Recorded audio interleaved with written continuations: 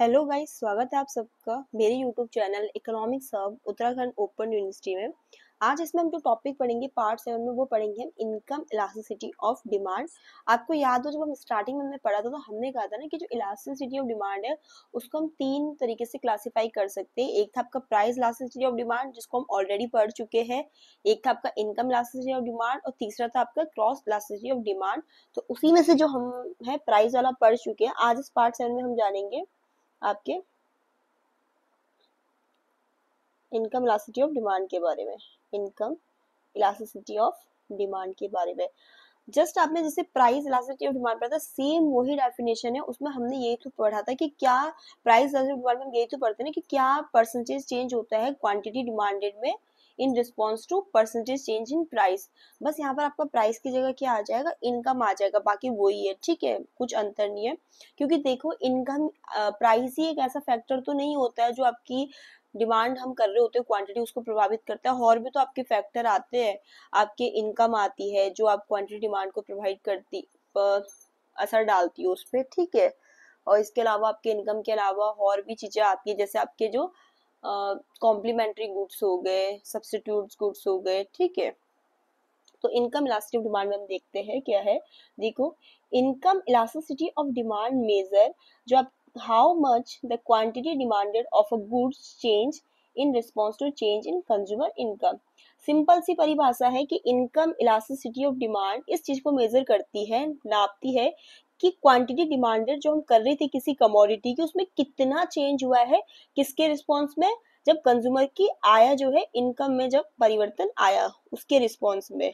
ठीक है, या आप इसको ऐसे भी लिख सकते हो कि income elasticity of demand refers to the proportional changes in the demand due to the proportional changes in income. जो इसका फॉर्मूला है वो ये है। अब इनकम को वाई से हम डिनोट करते हैं, प्राइस को पी से करा था तो हमने पीईडी करके आता है हमारा प्राइस इलास्टिसिटी ऑफ डिमांड के लिए। इनकम के लिए आएगा YED, income elasticity of demand. Even इसको ई वाई करके भी हम ऐसे दिखा सकते हैं। ठीक है, ई वाई करके या ऐसे करके भी दिखा सकते हो आप। ठीक है, तो जस्ट इसका फॉर्मूला क्या होता है, percentage change in quantity demand upon percentage change in price. बिल्कुल आपका सॉरी, यहाँ पर प्राइस नहीं आएगा आपका, ये इनकम आ जाएगा। मैंने गलती से प्राइस लिख दिया है,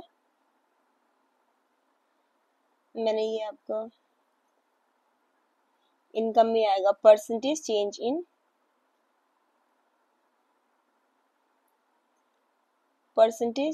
इन quantity demanded upon percentage change in income. ठीक है, और जब हम प्राइस इलास्टिसिटी ऑफ डिमांड करते हैं तो सेम उसका फॉर्मूला भी ये था, बट यहाँ पर इनकम की जगह वहां पर क्या आ गया था, वहां पर इनकम की जगह आपका प्राइस आ गया था। फिर जैसे हमने वहां पर कैटेगरीज पढ़ी थी ना आपकी डिमांड इलास्टिसिटी में, कि भाई 5 तरीके से होती है। तो जिसमें हमने पढ़ी थी कि भाई इलास्टिक प्राइस इलास्टिक डिमांड के हमने कुछ कैटेगरीज पढ़ी थी, जिसमें हमने पढ़ा था कि elastic demand, in elastic demand, unitary elastic हो गया आपका, परफेक्टली इलास्टिक या परफेक्टली इन इलास्टिक। उसी तरीके से आपकी इनकम इलास्टिसिटी की भी कुछ कैटेगरीज होती है जिनको हम पढ़ेंगे।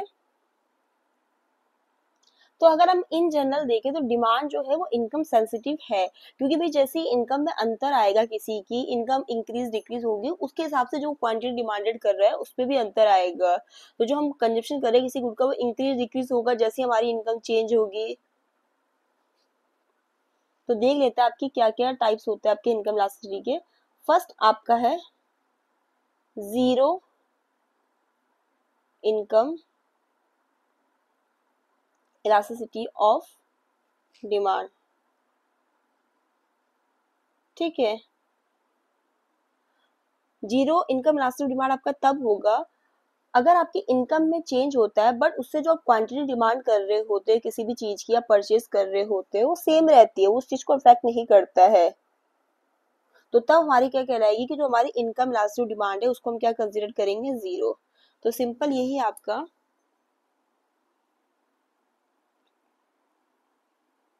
आप इसमें लिख सकते हो, if a change in income, कि अगर आपकी इनकम में चेंज हो रहा है बट ये कुछ भी अफेक्ट नहीं कर रहा है किसको, आपकी जो क्वांटिटी डिमांडेड को, तो तब आपकी क्या होगी, इनकम इलास्टिक डिमांड जीरो होगी। If a change in income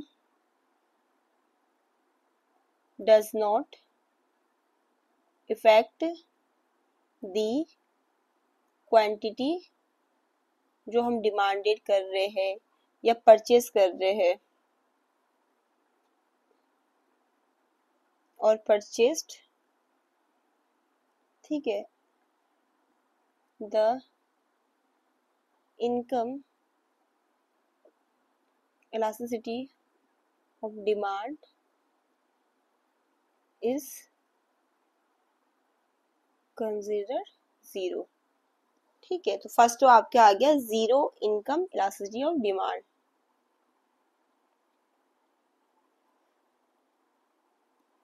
second आपका आ गया है negative income elasticity of demand.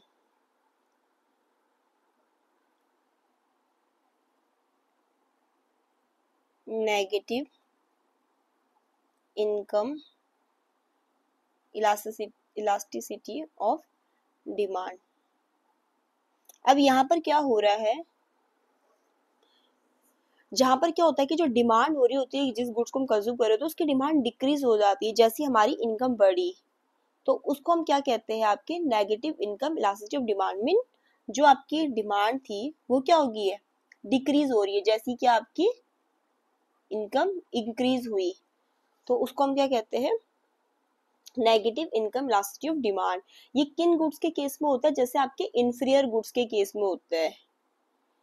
Inferior goods के केस में क्यों होगा, देखो जैसे ही कंज्यूमर की इनकम बढ़ेगी तो पहले तो ठीक है वो इंफीरियर गुड्स से अपना काम चला रहा था। इंफीरियर गुड्स में देखो आपके क्या आ जाते हैं, जैसे लो क्वालिटी क्लोथ्स हो गए या कोर्स ग्रेन्स हो गए, जो मोटा अनाज होता है आपका, ज्वार हो गया, बाजरा हो गया, ठीक है, क्योंकि ये वाला अनाज आपका सस्ता आता है ना, वीट राइस जो आपका फाइन अनाज होता है उसके कंपेरिजन में, ठीक है, ये सब आपके इंफीरियर गुड्स में आ जाते हैं। जैसे कोर्स ग्रेन हो गया, लो क्वालिटी क्लोथ्स हो गया, सेकंड हैंड आइटम्स हो गए, ठीक है, ये सब कुछ आपके इंफीरियर गुड्स में आ जाते हैं। तो जैसे ही कंज्यूमर की इनकम बढ़ेगी तो वो क्या करेगा, इनकी डिमांड डिक्रीज कर देगा, क्योंकि अब उसके पास पैसे हैं और गुड्स खरीदने के लिए, इनका और सब्स्टिट्यूट खरीद सकता है, उनको वो अफोर्ड कर सकता है, ठीक है, क्योंकि जैसे भी लोग ज्यादा कमाएंगे वो सुपीरियर चीजें अल्टरनेटिव्स को अपनाएंगे, तो इनकी डिमांड कम हो जाएगी, तो इसमें क्या कहलाई जाएगी, negative income elasticity of demand. तो आप लिख सकते हो in a case where demand decreases with an increase in income, जो कि आपका इंफीरियर गुड्स के केस में होता है, तो तब क्या होगी आपकी negative income elasticity of demand.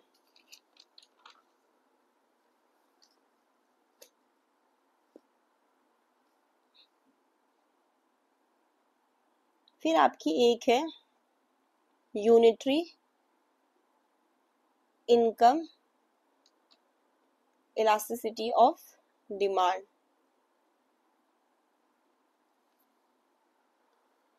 ये आप पहले एग्जांपल से ही समझ लो, यूनिटरी इनकम इलास्टिसिटी डिमांड में क्या होगा। फॉर एग्जांपल के लिए आपकी इनकम जो है समझ लो 5% से इंक्रीज होगी, तो जो डिमांड होगा पर्टिकुलर गुड्स का अगर वो भी 5% से ही इंक्रीज होगा तो इसको हम क्या कहेंगे, यूनिटरी इलास्टिक डिमांड, ठीक है, जहां पर वो किसके इक्वल होती है, यूनिटरी इलास्टिक में किसके इक्वल होती है, 1 के इक्वल होगी ना यूनिटरी इलास्टिक में।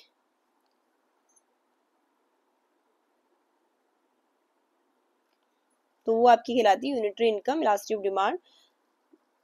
जब आपका परसेंटेज चेंज इन इनकम वो किसके इक्वल होगा, आपका मतलब when this occurs when the percentage change in income result an identical percentage change in quantity demand, that is called unitary income elasticity of demand। आप इसमें लिख भी सकते हो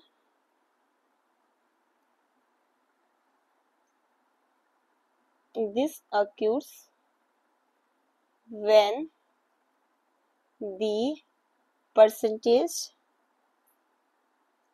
change इन इनकम, जो इतना परसेंटेज चेंज इनकम में हुआ, this is percentage change in income result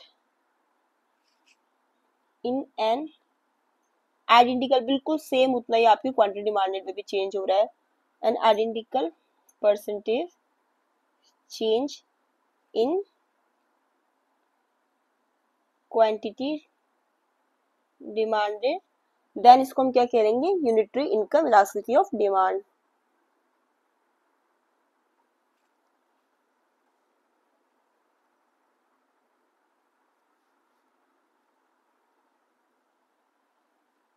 fourth आपका इसमें आ जाएगा हाई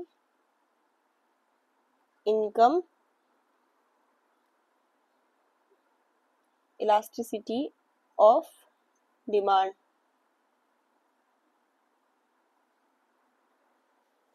जब आपकी high income elasticity of demand की बात कर रहे हैं तो यहाँ पर जो आपकी इनकम इलास्टिसिटी ऑफ डिमांड होती है वो क्या होती है, 1 से बड़ी होती है। तो इसमें क्या होता है कि आपका एक स्मॉल सा छोटा सा भी इंक्रीज जैसे इनकम में होता है, बट क्या होता है डिसप्रोपोर्शनली लार्ज इंक्रीज आपको किसमें देखने को मिलेगी, डिमांड में। तो उसको हम क्या कहते हैं कि इस केस में आपकी जो इनकम इलास्टिक डिमांड क्या होती है, 1 से बड़ी होती है। ये आपके लग्जरी गुड्स के केस में देखने को मिलेगा, ब्रांडेड प्रोडक्ट्स के केस में देखने को मिलेगा, जहां पर जो डिमांड होती है वो ज्यादा हाईली सेंसिटिव होती है टू इनकम चेंजेस। मीन्स आपकी डिमांड जो होता है बहुत ज्यादा रिस्पॉन्स करती है जैसे ही आपका थोड़ा सा भी अगर इनकम में चेंज होता है तो आपकी हाई इनकम इलास्टिक डिमांड कहलाएगी। जहाँ पर एक स्मॉल सा चेंज आपके इनकम में हो रहा है तो एक लार्ज आपका बदलाव किसमें देखने को मिल रहा है, आपके डिमांड में, उसे हम कहते हैं high income elasticity of demand. If a small increase in income leads to a disproportionately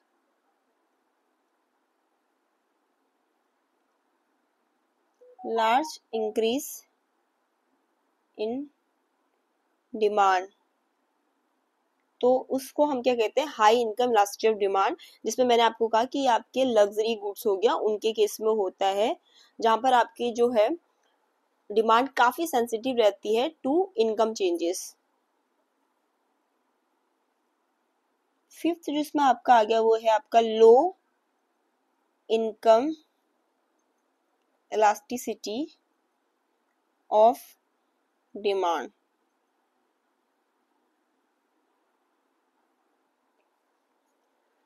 तो लो इनकम जो आपका इलास्टिसिटी ऑफ डिमांड है, यहाँ पर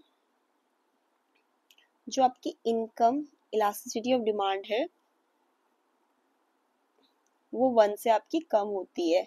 ठीक है, ये जस्ट आपका हाई इनकम इलास्टिक डिमांड है, इसका अपोजिट है। हमने कहा था जो हाई इनकम इलास्टिक डिमांड है यहाँ पर आपकी इनकम इलास्टिक डिमांड 1 से बड़ी होती है, और ये आपका लग्जरी गुड्स के केस में होता है, जहां पर क्या होता है कि थोड़ा सा भी आपकी इनकम में चेंज हुआ तो आपको एक डिसप्रोपोर्शनल लार्ज चेंज किसमें देखने को मिलेगा, क्वांटिटी डिमांडेड के केस में। मतलब कंज्यूमर बहुत ही ज्यादा सेंसिटिव है जैसे उसका इनकम में चेंज हो रहा है।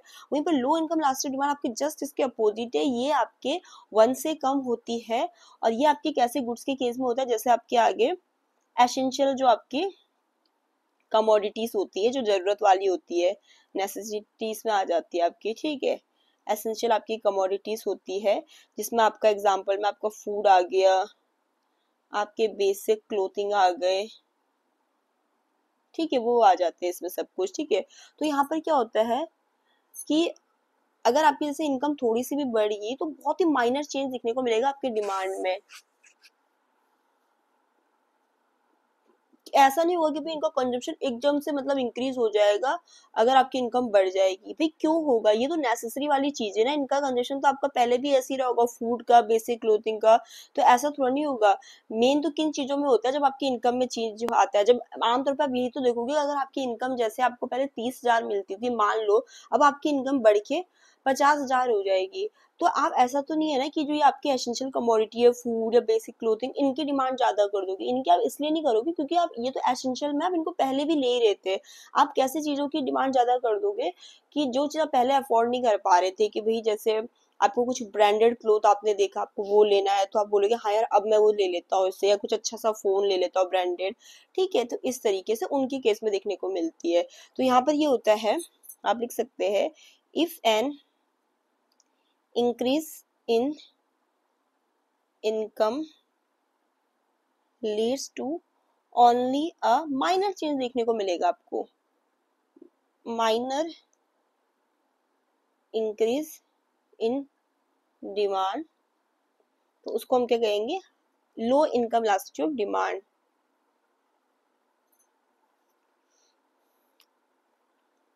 तो ये आपका टॉपिक था जिसमें हमने पढ़ा इनकम इलास्टिसिटी ऑफ डिमांड। एक क्विक रिवीजन कर लेते हैं। इनकम इलास्टिसिटी ऑफ डिमांड यही बताता है, मेजर करता है कि percentage change in quantity demanded क्या हुआ है इन रिस्पॉन्स टू, जब आपका चेंज हुआ है इनकम।